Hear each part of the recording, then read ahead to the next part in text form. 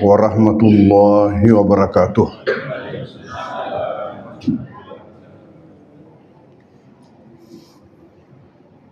Bismillahirrahmanirrahim. Alhamdulillahi rabbil alamin. Wassalatu wassalamu ala ashrafil anbiya'il mursalin Sayyidina Muhammadin wa ala alihi wa sahbihi wa atba'ihi ajma'in.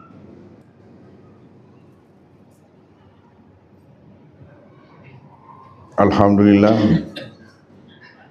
bahwa setelah pengajian kita ini libur dalam kaitan bulan suci, bulan agung, bulan mulia, bulan yang penuh berkah, bulan Ramadan, maka kita kembali lagi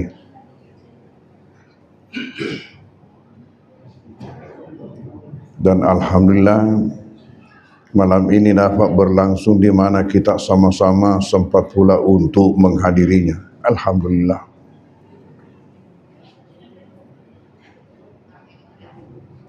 Dalam bulan suci Ramadan ada sebuah hadis yang disampaikan oleh mubalik kita, penceramah kita, mengenai keutamaan puasa Ramadan. Di antaranya yang mengatakan man shama ramadhana imanan wa ihtisaba ghufira lahu ma taqaddama min dzambi. Man shama Ramadan, siapa yang puasa Ramadan imanan, atas dasar iman, dek nak cuek-cuek mi, tapi betul-betul atas dasar iman, wahtisaban, dan hanya mengharapkan keridaan Allah. Dek gana katai sangadina riona puanna. Ghufir lahu ma taqaddama min zambihi, diampunkan baginya dosa-dosanya yang terdahulu. Berarti puasa ini termasuk penghancur dosa. Hadis yang sama dalam kaitan dengan salat tarawih begitu juga bunyinya. Man qama ramadhana imanan wa ihtisaba ghufira lahu ma taqaddama min dzambi.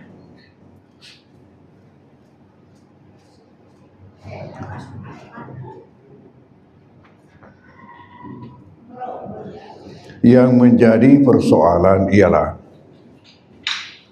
apa betul setelah kita puasa, setelah kita salat tarawih pada bulan Ramadan atas dasar iman dan hanya mengharapkan keridaan Allah, maka kita mendapatkan penghapusan atas seluruh dosa kita.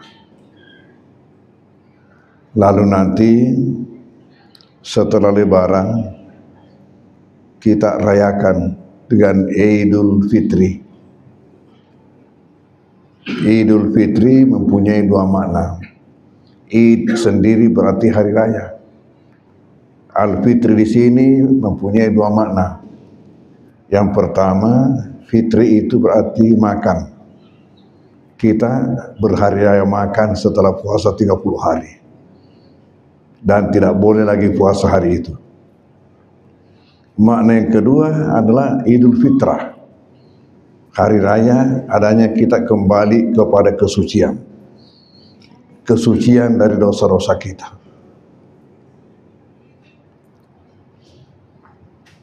Apakah dengan puasa tadi ini menyebabkan kita mendapatkan ampunan atas seluruh dosa kita? Pertanyaan ini dijawab oleh suatu hadis. Hadis yang lain yang menerangkan tentang dosa. Bahwa dosa itu ada yang terkait dalam hubungan antara hamba dengan Tuhan dan ada yang terkait dalam hubungan antara hamba dengan sesama hamba. Jadi dua na tak buturi dosa ta puange pada tarupa tahu.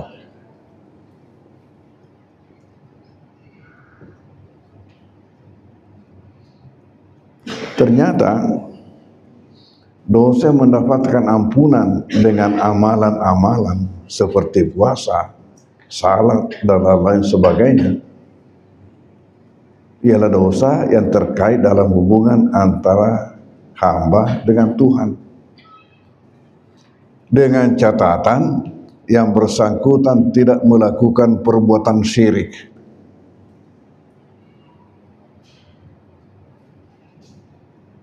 Perbuatan syirik ini ada yang halus, ada yang kasar.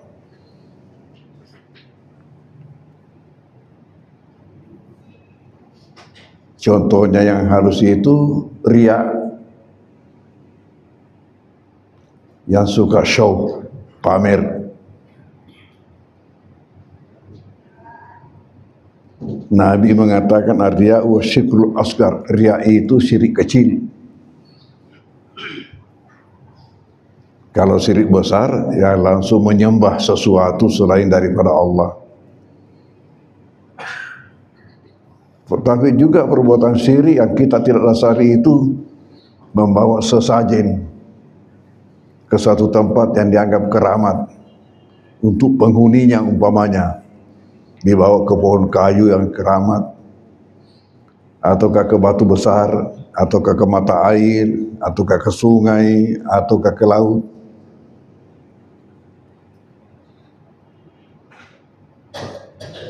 Itu termasuk syirik.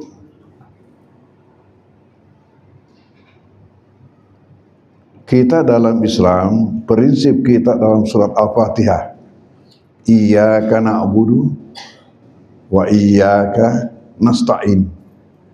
Iyyaka, hanya engkau, na'budu, yang kami sembah, wa iyyaka, dan hanya engkau, nasta'in, tempat kami minta pertolongan.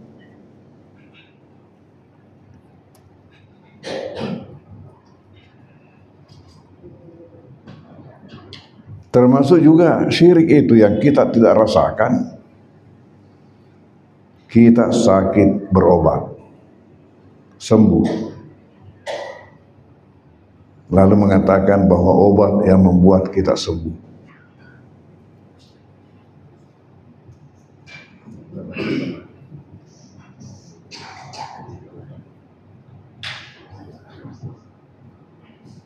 Saya haus dan minum, lalu puas. Tidak boleh secara akidah bahwa air yang membuat saya puas. Inilah syirik tersembunyi ini tanpa disadari. Kita lapar lalu makan, kenyang. Jangan mengatakan nasi yang membuat saya kenyang. Semuanya harus dikembalikan kepada yang di atas. Ini hanya sebagai perantara atau sebab. Sahabat miaro maupun nangi elo ule wange.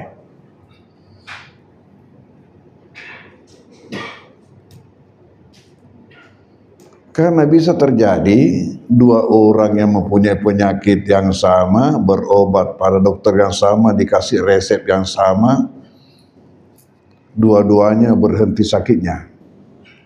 Tapi satu berhenti karena sembuh, yang satu berhenti karena mati.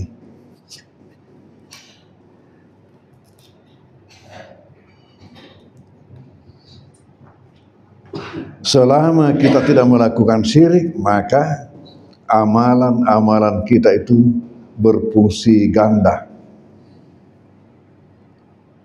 multifungsi. Amalan itu berkahnya kita mendapatkan pahala, mendapatkan ampunan atas dosa, dan terangkat derajat kita.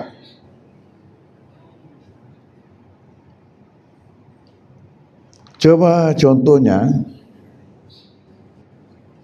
ada hadis Nabi yang berkisah, bertanya kepada sahabat-sahabat, wahai sahabatku, saya mau tanya, andai kata di antara kalian ada yang punya rumah di pinggir sungai, sungai yang airnya jernih luar biasa, yang menyebabkan dia mandi di situ 5 kali dalam sehari semalam. Yang saya mau tanyakan, bagaimana pendapatmu? Apakah masih ada dakinya?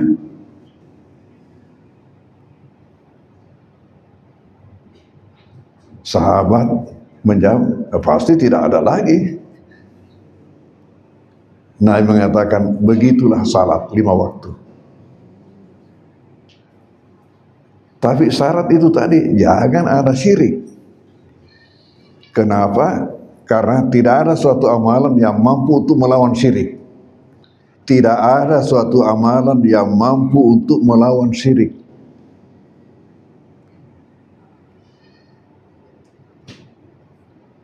Justru sebaliknya, syirik ini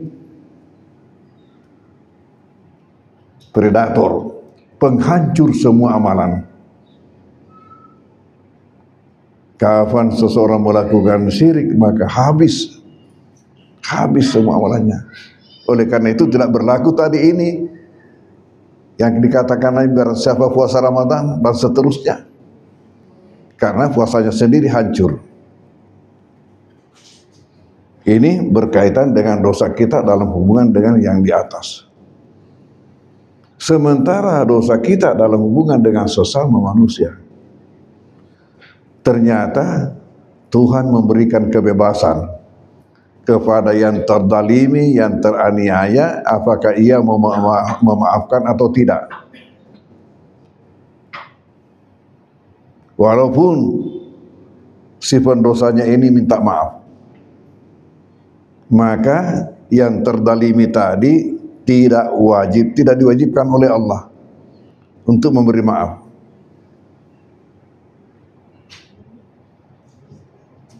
Kenapa? Karena apabila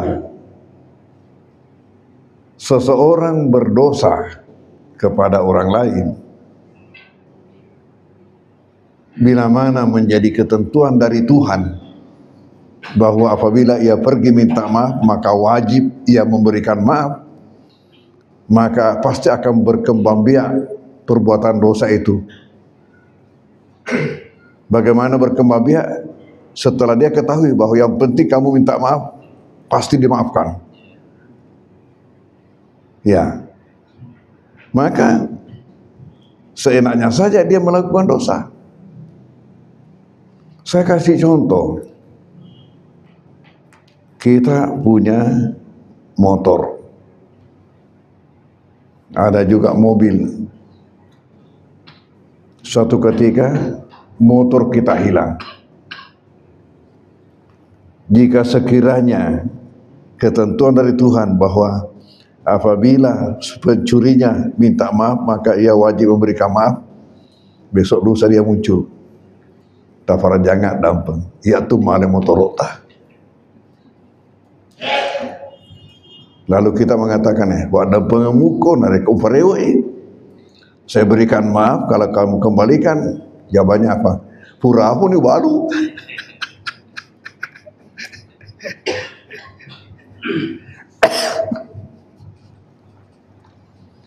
Saya sudah jual. Okay.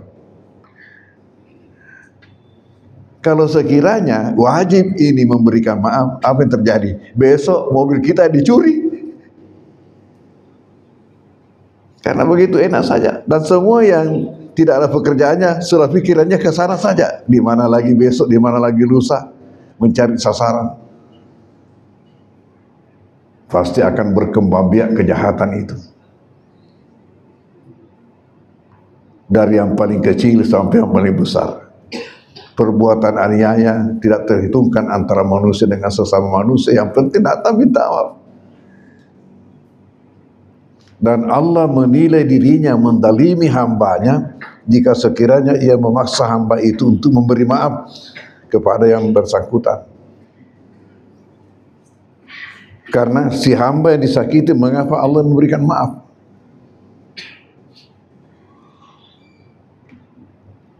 Makanya kalau kita berdosa kepada seseorang, lalu minta maaf, minta istighfar kepada Tuhan, Tuhan mengatakan, salah lama kau bawa dan aku kau, ya aku guru.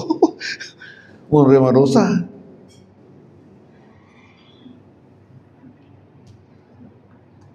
Nah, kalau sekiranya antara jamaah kita ada hubungan jamaah saja, tidak ada kaitan dalam kehidupan, mungkin enak. Kalau hari lebaran mohon maaf lahir batin, betoga memang tidak ada terasa. Tetapi kalau memang ada yang jelas,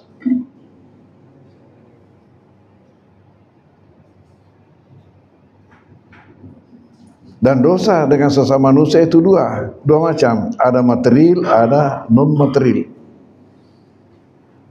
Berkaitan dengan harta, ada yang tidak. Yang tidak, contohnya kita bohongi seseorang, kita gosip, gunjing, dosa. Fitnah apalagi, caci, ya, dan sebagainya, bicara kotor. Makanya saya biasa ingatkan kepada siapa yang kebetulan rumahnya di pinggir jalan, kemudian ada di situ menghadap ke jalan untuk duduk istirahat, hati-hati kau bela. Jangan sampai kamu jadi komentator. Ya lalu yang mau cerita, barak lope itu dari mata pindah ke bibir. Katun rangi labu keruk temunna dosa naro. Dan bagaimana minta maaf? Kita tidak tahu kemana dia.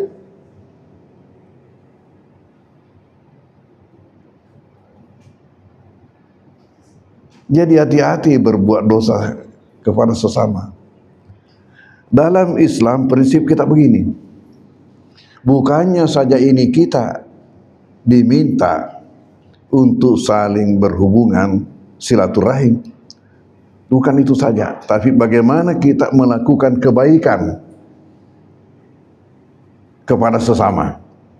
Karena nilai seseorang di mata Tuhan dari sini, sebanyak apa yang berbuat kebaikan kepada sesama. Khairun nas anfa'uhum linnas. Manusia yang terbaik ialah yang paling banyak memberi manfaat kepada sesama. Itu ajaran agama kita. Pertama, bagaimana memfungsikan diri kita sebagai juru damai, juru selamat. Sebagai Muslim. Muslim itu ialah yang menyebabkan sesamanya selamat, baik dari lidahnya maupun dari tangannya, dari ucapannya ataupun dari perbuatannya. Itu dasarnya. Tapi langkahnya seterusnya bukan hanya sebatas itu. Bagaimana kita berupaya melakukan kebaikan. Ajak tamangingi pugau desing. Jangan pernah bosan melakukan kebaikan. Karena semuanya itu yakin akan terpulang kepada kita sendiri. Tuhan mengatakan man amila salihan fali nafsihi wa man asafa 'alaiha wa ma rabbuka bidzallamil abid. Siapa melakukan kebaikan, kebaikan itu adalah buat dirinya. Dan siapa melakukan keburukan, maka keburukan itu juga buat dirinya. Dan Tuhan tidak sama sekali melakukan perbuatan zalim terhadap hamba-hambanya. Wa ma rabbuka bidzallamil abid. Dan Tuhanmu tidaklah sama sekali melakukan perbuatan zalim terhadap hamba-hambanya.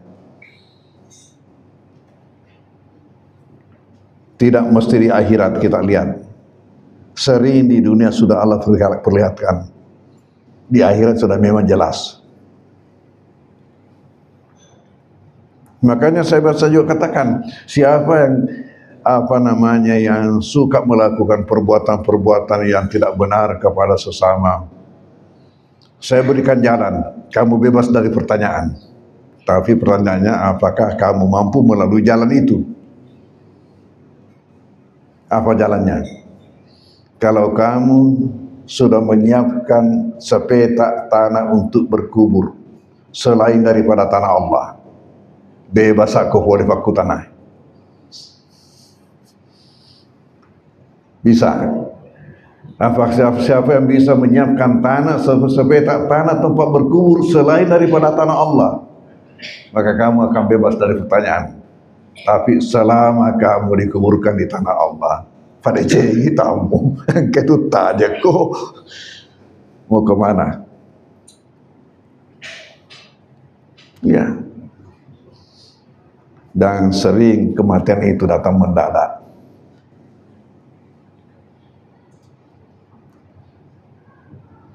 Nah, kalau memang demikian, maka siapa yang suka melakukan kebaikan, perbanyak memang amalmu, perbanyak. Apa? Untuk pembayarannya nanti. Ada hadis Rasulullah, siapa yang mengutang, lalu memang dia dalam hatinya berniat tidak akan membayar, tapi banyaknya ceritanya itu, banyak ceritanya sampai diberikan utang, dan betul dia tidak bayar, lalu meninggal. Ini juga tempatnya berutang meninggal, dan tidak ada ahli warisnya yang saling membayar. Apa kata Nabi? Nanti dihadapkan di depan Tuhan, baru Tuhan berkata kepadanya, apakah kamu mengira saya tidak mampu untuk mengambilkan hak hambaku yang tersangkut sama kamu? Sekarang bayar.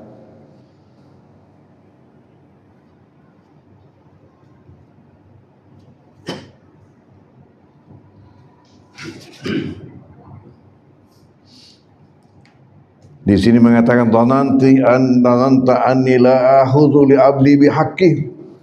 Apakah kamu mengira saya tidak mampu mengambilkan hak hambaku yang tersangkut sama kamu? Sekarang bayar. Pembayarannya itu indah pahala amalan-amalan kita.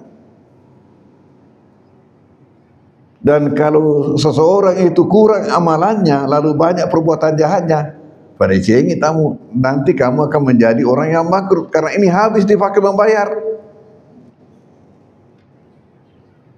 Sudah habis dipakai membayar, masih ada orang yang mau dibayar. Terpaksa kata Nabi dilemparkan masuk neraka.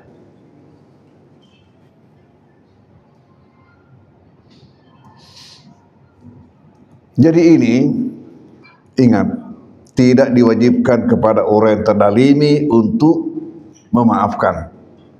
Tetapi ia tidak boleh memutuskan hubungan. Ia boleh tidak memaafkan, tapi tidak boleh memutuskan hubungan. Ya tonai di OGE mangkasae. Ya. Dua lah satu malupung seriati ya tuhe si bawa ya he kuna sengalnya pak berjama sedi kurat tuhe sedi kue tegak tikar ke dona tikar ke dona la ilaha illallah. Dan sering sesuatu yang kecil sebenarnya tapi kita tidak tahu.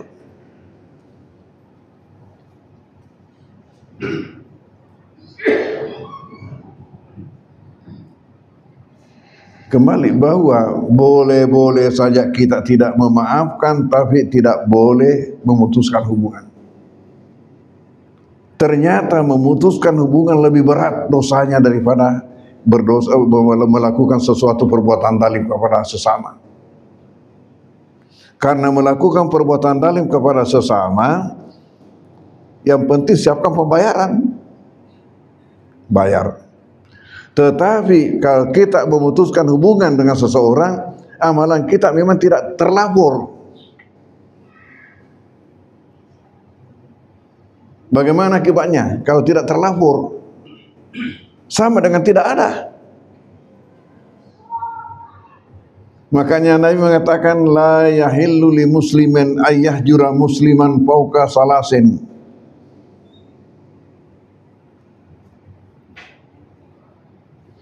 La yahillu li muslimin ayyahjura akhahu fauqa salasin. Faman hajar fauqa salasin famat dakhalan nar. Tidak halal bagi seorang muslim membelakangi saudaranya lebih dari 3 hari. Berarti pada mukim abambang ni kata lu ngesomi. Kalau lewat tengah hari upayakan damai. Kalau tidak diupayakan damai, paman hajara fauqa salasin, barang siapa yang membelakangi saudaranya lebih dari 3 hari, pamat lalu mati, dakhalan nar, masuk neraka. Langsung divonis neraka. Kita bisa bertanya, apakah tidak kenyam ini Tuhan kalau sekiranya orang itu bangun masjid, sumbangannya di mana-mana, ya tiap tahun naik haji, umurnya jangan dihitung, gara-gara dia membombek, nah bombek bisa dia tahu lalu masuk neraka. Apakah tidak amalannya lebih berat daripada itu? Nabi ternyata menjawab dalam hadis yang lain. Apa kata Nabi? Bahwa amalan itu di-store setiap hari Senin Kamis. Di-store hari Senin, hari Kamis. Tetapi Tuhan berkata kepada malaikat pengantar amal, bagi orang yang baku bombe, tahan dulu amalan 2 orang ini. Tahan dulu, jangan store sampai ia damai. Nah tadi ini tidak damai lalu mati. Jadi tinggallah di awan-awan antar langit dengan bumi. Akibatnya nanti kemudian setelah dibuka gudang kosong. Tidak ada buktimu kamu beramal. Kamu neraka. Itu tadi maka Nabi mengatakan barang siapa membelakangi saudaranya lebih dari 3 hari lalu mati, masuk neraka. Karena amalan ini.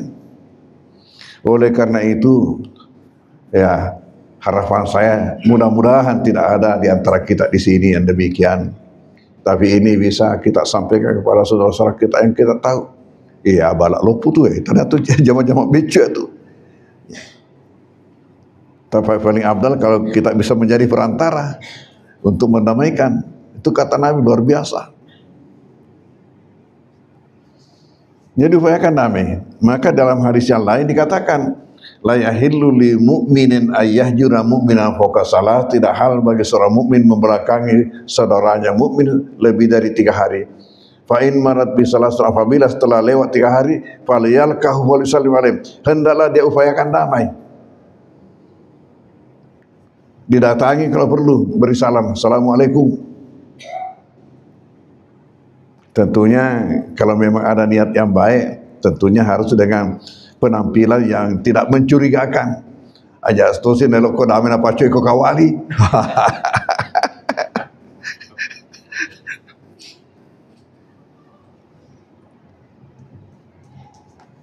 Bagaimana kata Nabi?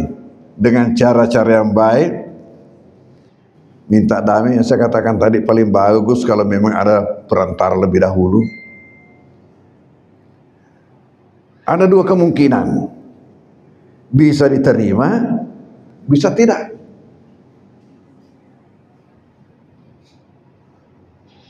Bagaimana kalau diterima dan bagaimana kalau tidak?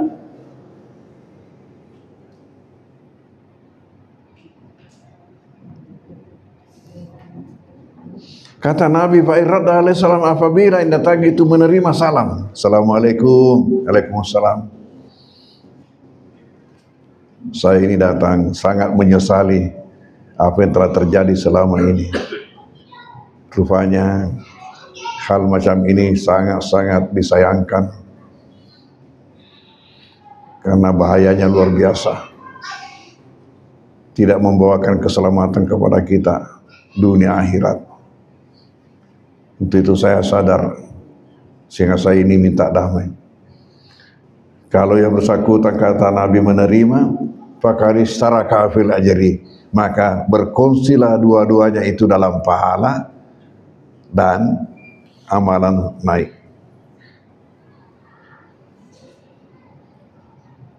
Dosa saling membelakangi sudah terhapuskan, keduanya terganti dengan pahala dan amalan naik. Kalau menerima.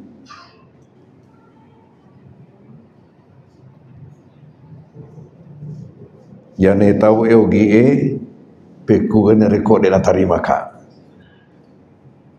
Engkau tahu ni mari bolana pasang CCTV. Karena jeleknya itu kalau ada begitu, tetangga tahu itu. bahwa si anu dengan, apalagi di kampung. Nah, kalau di kota mungkin masih semuanya sibuk dengan anunya masing-masing kesibukannya, tapi kalau di kampung itu tahu betul itu si anu dengan si anu itu kurang aku. Datang jalan tiba-tiba belok masuk, katu.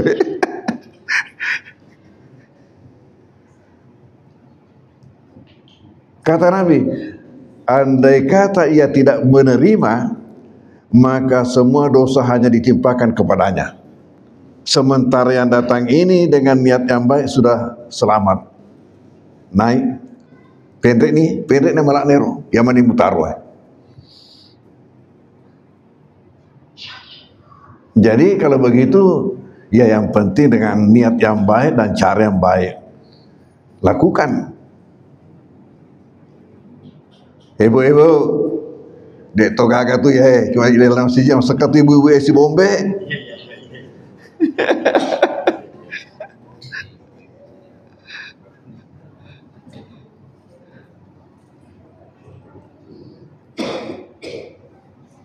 Soalnya karena biasanya gara-gara gosip apa itu tadi.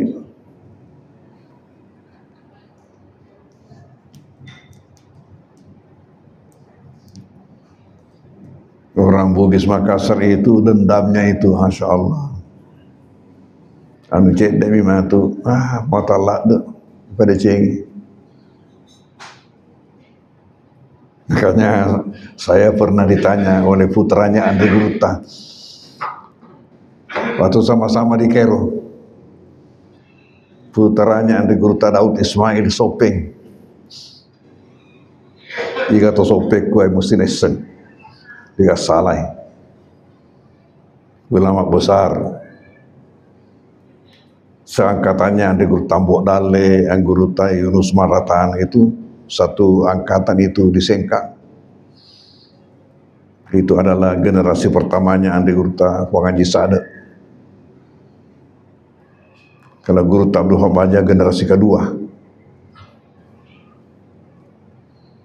Ini putranya Andri Guruta Daud Ismail waktu sama-sama di Kairo pernah tanya sama saya, Pari, agar bahasa ugi na dendam. Agar bahasa ugi na dendam. Kalau agar di masalah komis sengi pajak guru mak bening.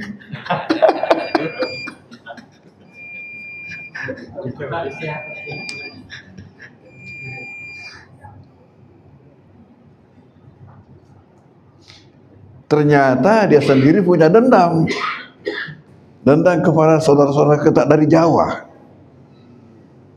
Itu saya sama-sama pergi ziarah ke teman-teman putri. Kebetulan ada lebih dahulu mendahului kita di situ, tiba di situ. Yang kemudian setelah kembali menjadi pimpinan Gontor. Sekarang sudah almarhum. Diketemukan di situ. Kebetulan kita hanya punya seorang putri dari Sulawesi Selatan, Sedimi Sempogita. Kebetulan waktu masuk, ya tiba-tiba dilihat itu, dia apa namanya, dicolek itu, anunya, ini pinggangnya, sama lagi, topa mendek tan Rasulana. Jadi kita masuk duduk sama-sama duduk cerita-cerita. Dia nengkana te alena, gak kana mende tawe, kana mendeki. Iya, ule-wale-wale jama-jama angin jadi macet kamak bicara kuro. Macet kamak bicara. Senang mendeki. Nanoko kan nasek, mu bati-bati ngaruh nasek Jawa telah cuy. Ada dendam. Ya Allah. Lagi, kenapa? Kenapa? Nasena sejina mana ya runa maka solat-solat ke kampota tugurilah. Wah, dia kira itu tugurilah tentara Jawa. Nah, so maka sejina mana ya runa.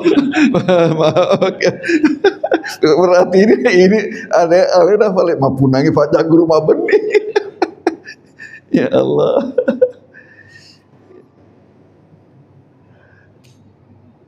Hadirin hadirat, inilah bahasan kita malam hari ini. Mohon hindari satu perbuatan zalim, dan ingat, kapan kita melakukan itu berarti kita ada utang. Ada utang.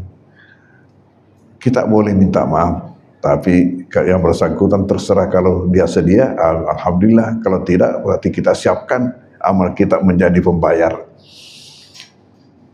Dan yang kedua, jangan ada di antara kita yang putus hubungan. Karena dalam agama bukannya saja putus hubungan dilarang, tapi lebih dari itu. Kita diminta untuk melakukan kebaikan dan jangan melakukan sesuatu perbuatan yang merugikan saudara kita. Saya kira ini kesimpulan bahasan kita. Bismillahirrahmanirrahim. Sallallahu alaihi wasallam. Allahumma fa'na bima 'allamtana wa 'allimna ma yanfa'una wa zidna ilma yanfa'una wa sallallahu alaihi wasallam. Warahmatullahi Al-Fatihah. A'udzubillahi minasyaitonir rajim. Bismillahirrahmanirrahim. Alhamdulillahirabbil alamin, maliki yaumiddin. Iyyaka na'budu wa iyyaka nasta'in. Shiratal mustaqim, shiratal ladzina an'amta 'alaihim ghairil maghdubi 'alaihim waladdallin. Wassalamualaikum warahmatullahi wabarakatuh.